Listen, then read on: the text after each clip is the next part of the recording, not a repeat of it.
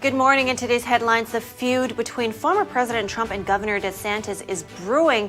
Find out what caused the top GOP contender to hit back at his new rival. Florida Governor Ron DeSantis keeps his busy campaign schedule rolling. The Republican candidate tried to make inroads with the live free or die folks of New Hampshire. SATs are changing. We take a look at what can be expected when they're rolled out to students this fall. We know social media can pose risks to kids and adolescents, but what can be done to mitigate those risks? We get the take of our health correspondent. And a neglected sheep was in dire need of some love and attention.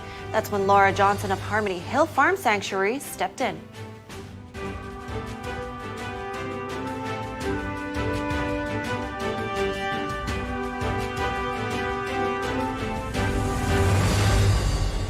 Good morning. Welcome to NTD. I'm Kevin Hogan. Good morning, everyone. I'm Evelyn Lee. Today's Friday, June 2nd, TGIF. Am I right? Oh, that's right. Yeah, not only do we have the weekend arrival to celebrate, but America can breathe a sigh of relief, as Senator Chuck Schumer puts it.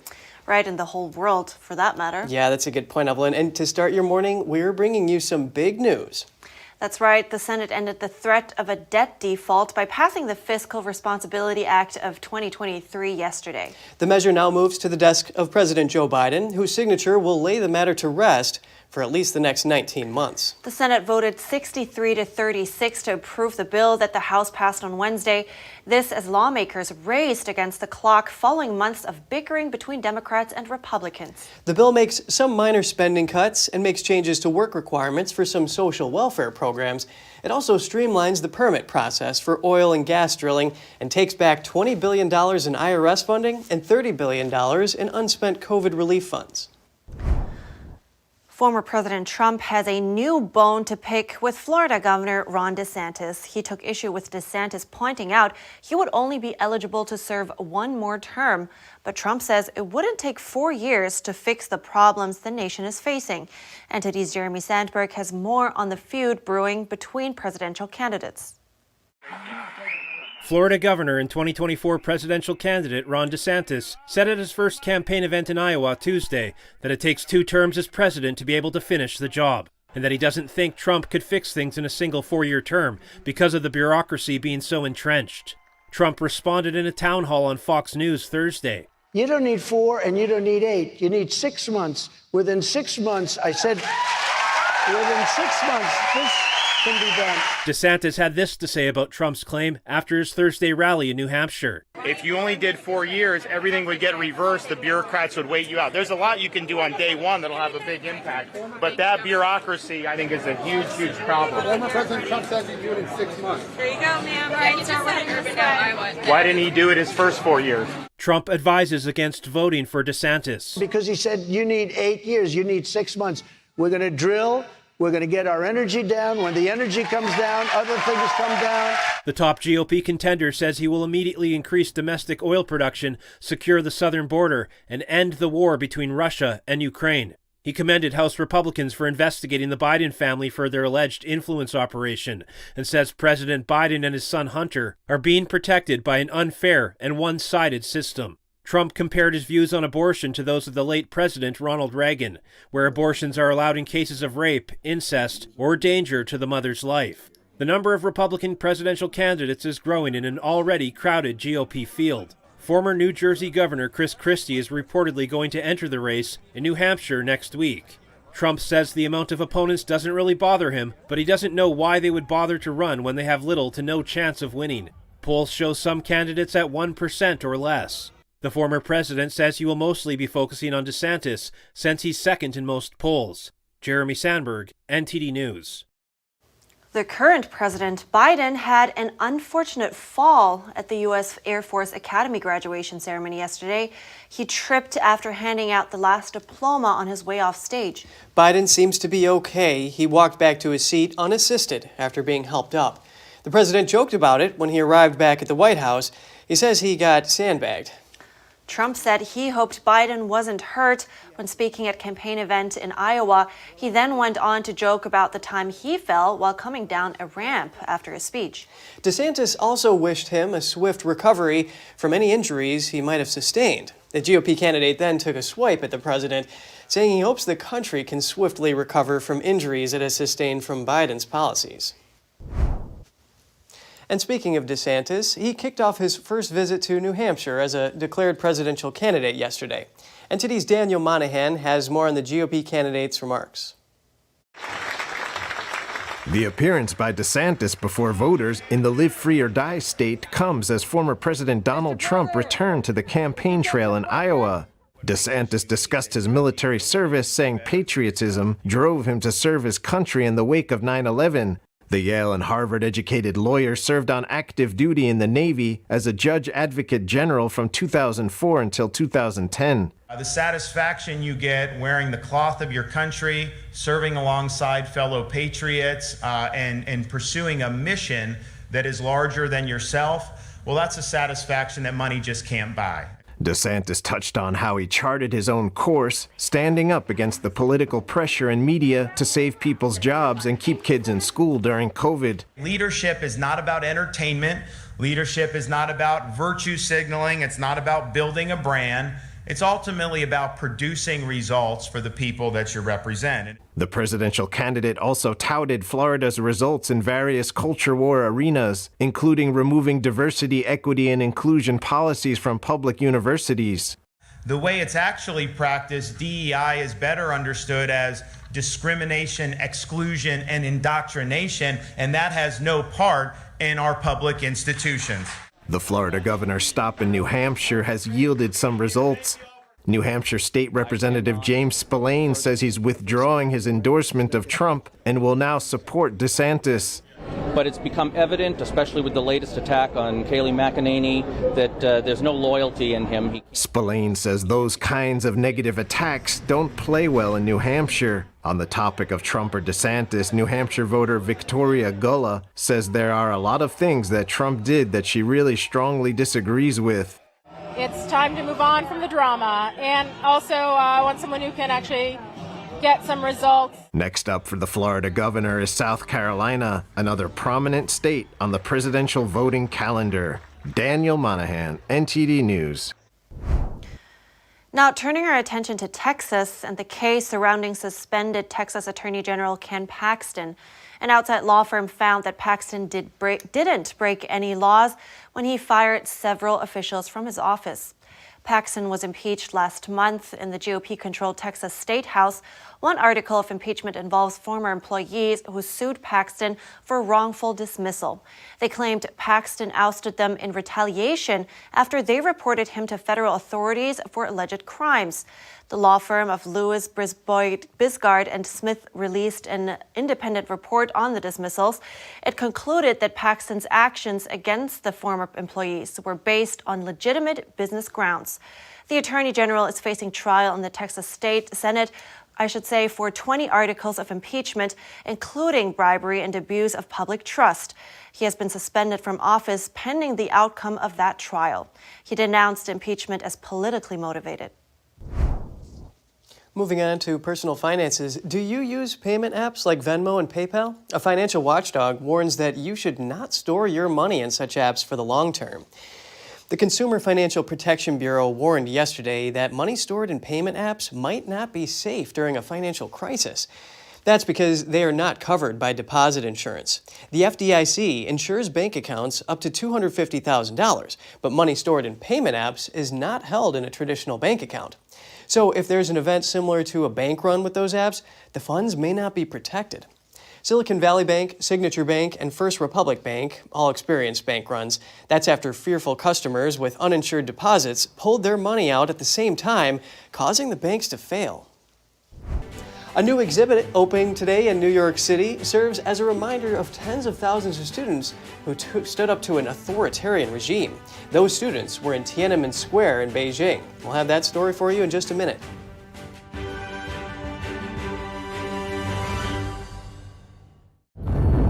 I was vaccinated because I'm a carer I've had all three, and I have the flu one as well. As far as the government is concerned, I believe they are doing the best thing for the nation. I just thought it was better that I get it done. I wanted to protect other people. The COVID vaccine has been hailed as a medical and logistical success. It's claimed that millions of lives have been saved, but there's growing evidence that the jab can have devastating consequences. They actually told my wife and two children they had no hope, and if I did survive, it would be from the waist up. You take one for the team, so I took the vaccine, but now the team's run in the opposite direction. Just to let people know that when it goes wrong, there's like no help at all. This vaccine is not completely safe and has unprecedented harms.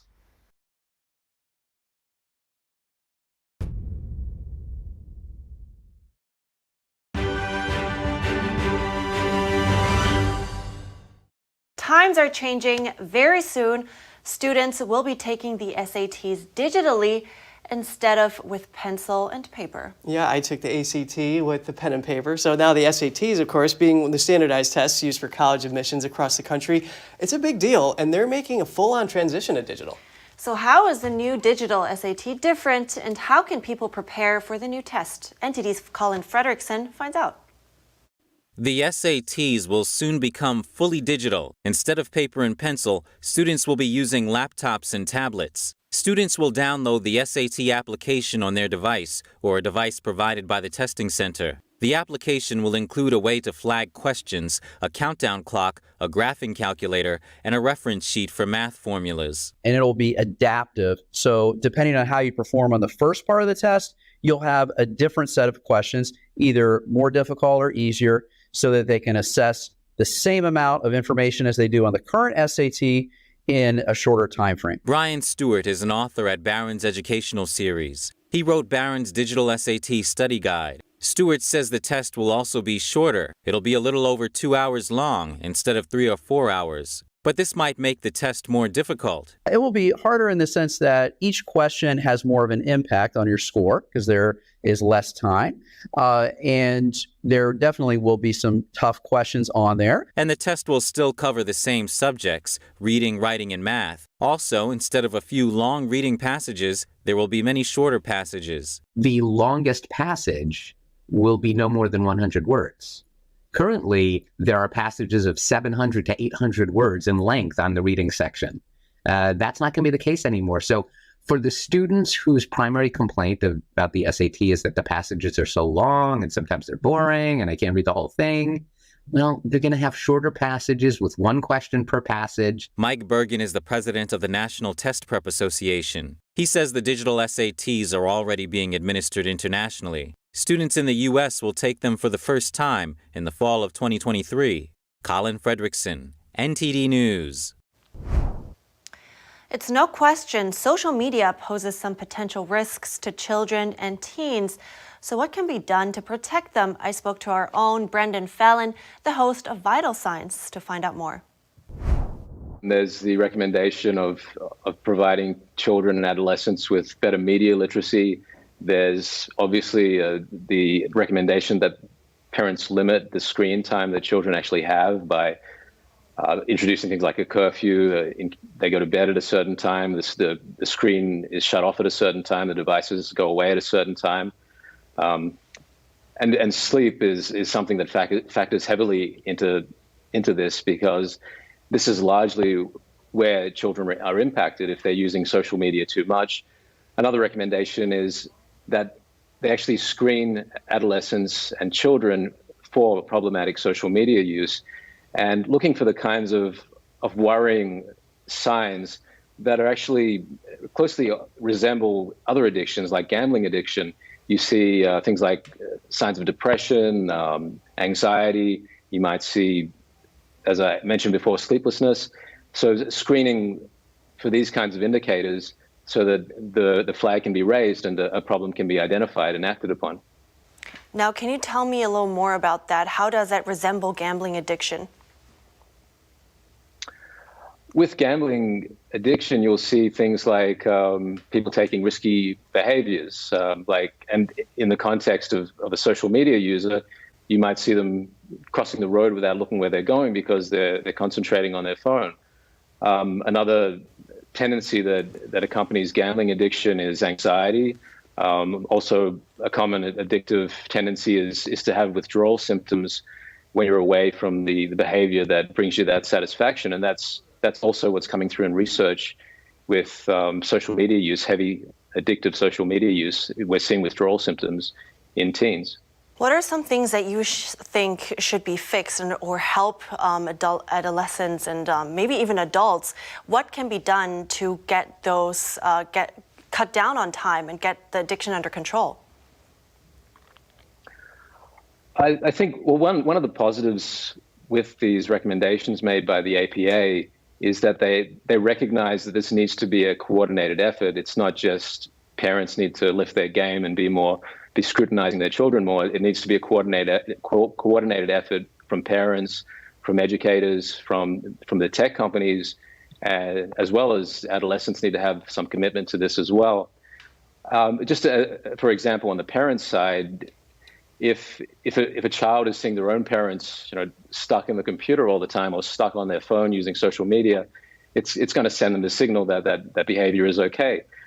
And I think another really important thing with addiction in general is diversion. The awareness that there are healthier behaviors, healthier activities available as an alternative. And if children are acclimatized to those from an early age, like if they understand, if they go out and get sunlight, if they get fresh air, if they get face-to-face interaction, they're likely to sleep better than if they're glued to their phone until midnight. Very good point. Thank you so much, Brendan Fallon. Great to be on, Evelyn. Thank you. From mental health to remembrance, this Sunday, June 4th, marks the 34th anniversary of the 1989 Tiananmen Square massacre. As the day approaches, a new exhibit is opening in New York City to remember the protests and the victims. The June 4th Memorial Museum in New York City opened on Friday. Housed on the 4th floor of an office building near Penn Station, this is the only permanent exhibition of the Tiananmen Square massacre anywhere in the world. The reason why this memorial exhibition is here because the Hong Kong June 4th Museum was forcibly closed by the Chinese Communist Party in September 2021.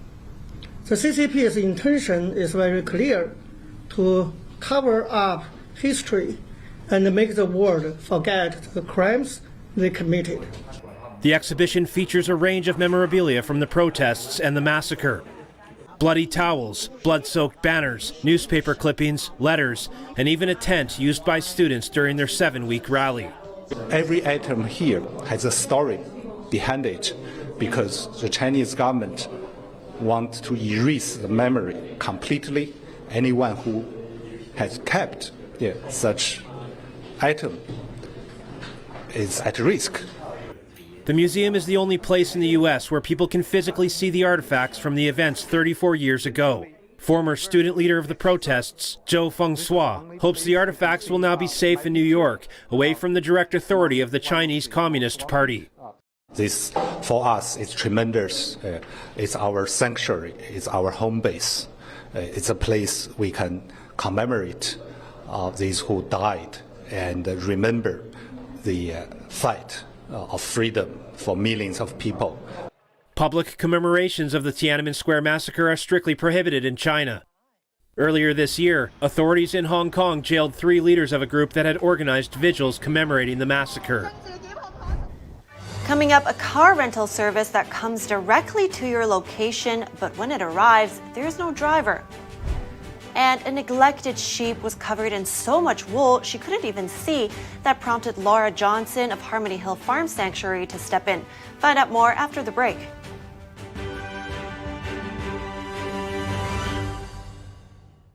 Communism is evil. Oh, come on. Listen, if you're as tired of the censorship as I am, I've actually got good news for you. Check out epictv.com. It's a brand new censorship-free video platform where you can find not only my show, but other deep documentaries, great programs, and honest movies that bring you the news without all the spin and the fake narratives. So, I'll see you there.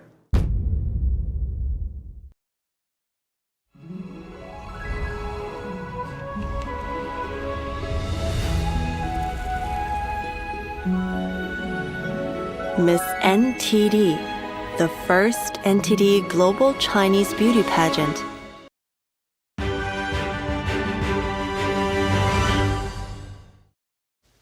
Welcome back. British startup Imperium Drive launched what it calls the world's first driverless rental car service. The rental service is called Fetch, and like Uber, customers can order a car through their location through an app. The company delivers the cars remotely, and clients then take control and drive to their destination. Imperium Drive showcased its technology last year. Take a look. This journey altogether will be as convenient as an Uber, except you have to do the driving. You become your own Uber driver and save cost on your Uber trip. When you get to your destination, you just pull over on the app, ask for a remote driver to take over control of that vehicle, and off you go to your destination without having to worry about parking either. Our goal as a company is to make remote driving safer than normal driving.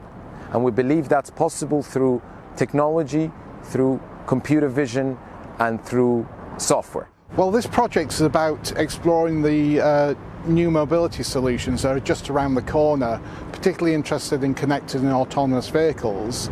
And in essence, the project is about testing 5G capability to enhance and develop these services to a situation where we can deploy them in the city.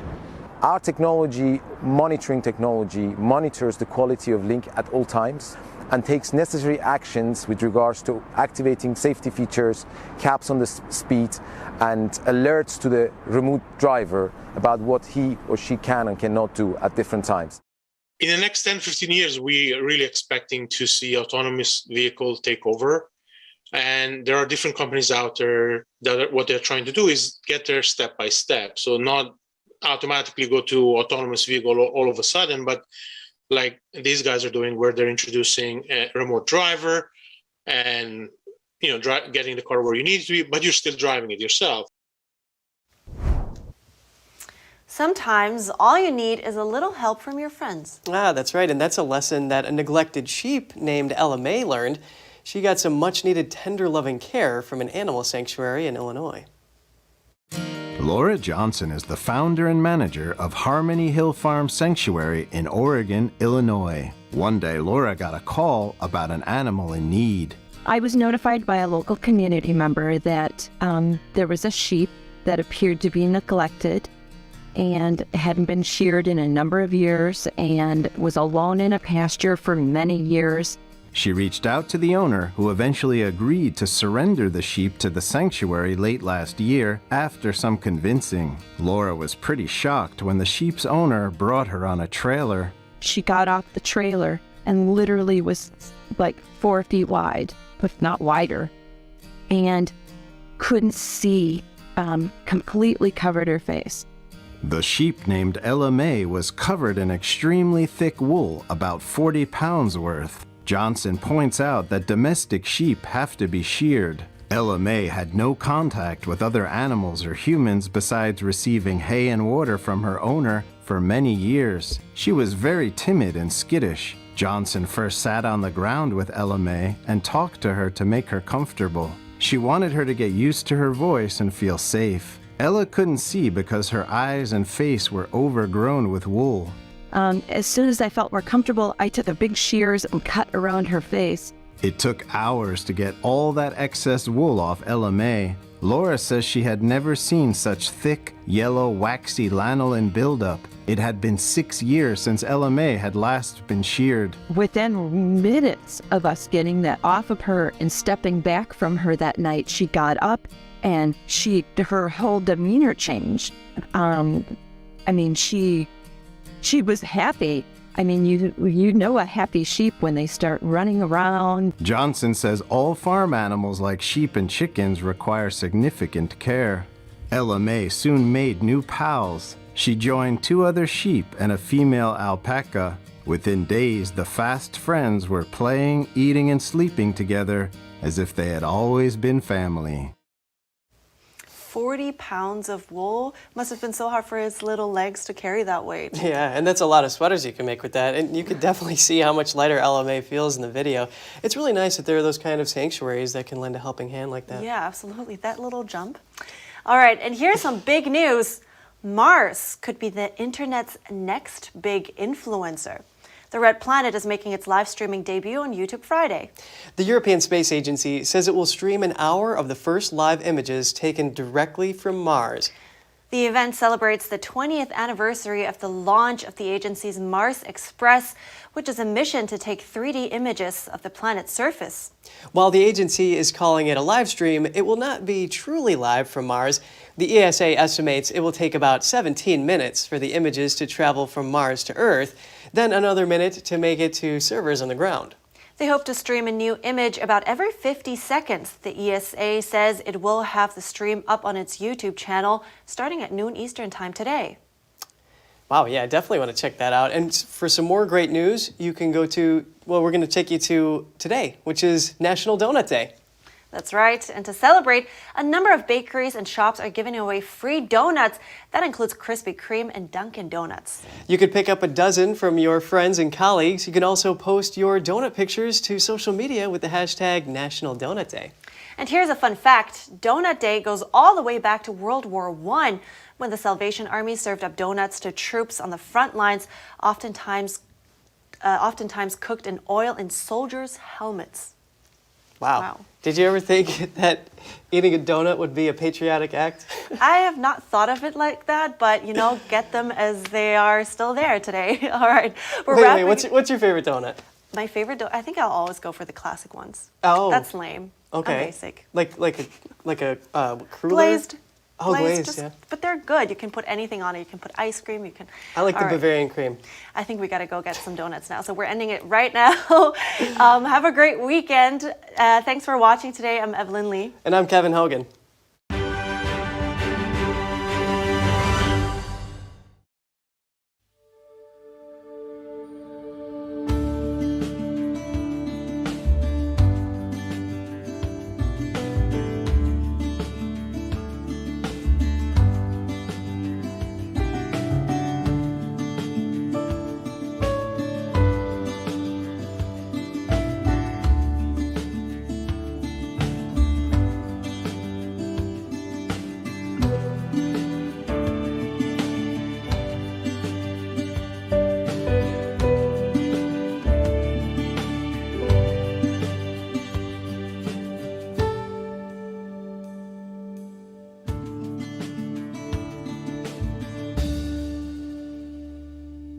Thanks for watching us on YouTube. Did you know YouTube only keeps selective videos on its platform? So if you want to make sure you get the full picture, just subscribe to our newsletter. Go to newsletter.ntd.com and sign up. It's free.